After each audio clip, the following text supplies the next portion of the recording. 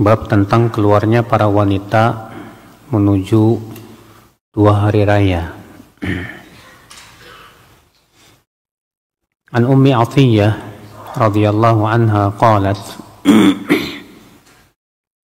Amarana Rasulullah sallallahu alaihi wasallam an nukhrijahunna fil fitri wal adha al-awatiqa wal huyyadha wa dhawatil khudur fa amma al-huyyadu fayatazilna as-salah wa yashhadna al-khaira wa da'wat al-muslimin. Qultu ya Rasulullah ihdana la yakunu laha jilbab. Qal litulbisha ukhtuha min jilbabiha. Dari Ummu Athiyyah, semoga Allah meridainya, ia berkata, Rasulullah SAW memerintahkan kami untuk mengeluarkan mereka di Idul Fitri dan Idul Adha. Itu al-awatiq. Al-awatiq artinya al-abkar, perawan ya. Wal huyyad, dan wanita-wanita haid. Wa dhawatil khudur, dan wanita dalam pingitan. Kalau al-awatiq ya, bedanya dengan dhawatil khudur. Sebagian ulama mengatakan al-awatiq itu adalah wanita yang mendekati balik. Kalau dhawatul khudur yaitu sudah balik dia. Fa amal huyyad fayatazilna shalah. Adapun wanita haid, maka mereka ya meninggalkan salat. Artinya tidak apa? Tidak salat. Dalam riwayat yang lain fayatazilnal musalla. Mereka menjauhi tempat salat.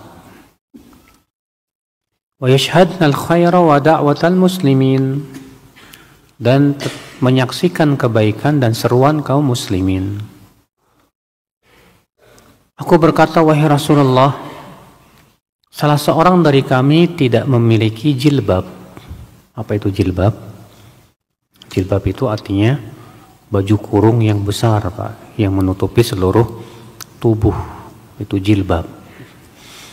Jadi jilbab ya beda dengan kerudung. Kalau kerudung itu ya apa namanya dalam bahasa Arab itu khimar, jamaknya khumur. Makanya ayat kerudung dengan ayat jilbab beda, Pak. Ayat jilbab itu di surat Al-Ahzab ayat 59. Sedangkan ayat kerudung itu dalam surat An-Nur. Wal yadribna bi khumurihinna. Makanya salah ya ketika memaknai jilbab itu sebagai apa? Kerudung ya. Makanya ada orang yang pakai kerudung, saya udah pakai jilbab. Sementara celananya celana pensil, Pak. Ya, kita katakan Anda baru pakai kerudung, belum pakai jilbab. Ya. Kata Ummu Athiyyah, wahai Rasulullah, salah seorang kami tidak memiliki jilbab, bagaimana? Kata Rasulullah SAW, litulbisha ukhtuha min jilbabiha. Hendaklah saudarinya memakaikan pakaian dari jilbabnya. Nah, di sini dijadikan dalil haramnya wanita haid masuk masjid. Dan ini pendapat madhab imam yang 4. Ya, Malikiyah, Hanafiyah, Syafi'iyah, dan Hanabilah. 4 madhab ini sepakat bahwa wanita haid tidak boleh masuk ke dalam masjid. Di antara dalilnya mana hadis ini, Pak? Karena di situ disebutkan fa ammal huyyadu fayatazilna shalah wa fi riwayatin fayatazilna musalla.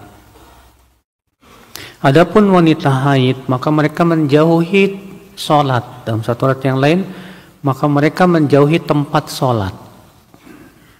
Dan sholat Idul Fitri di mana, Pak? Di lapangan apa di masjid? Di lapangan. Iya. Di situ disebut musalla, tempat sholat. Berarti itu memberikan faidah bahwa semua tempat sholat wanita haid tidak boleh apa? Ya, tinggal di situ. Maka itu pendapat jumhur ahli ilmu. Demikian pula berdasarkan sebuah riwayat bahwa Nabi SAW sedang berada dalam masjid. Lalu Nabi bersabda kepada Aisyah, "Ya Aisyah, nawilinil khumrah."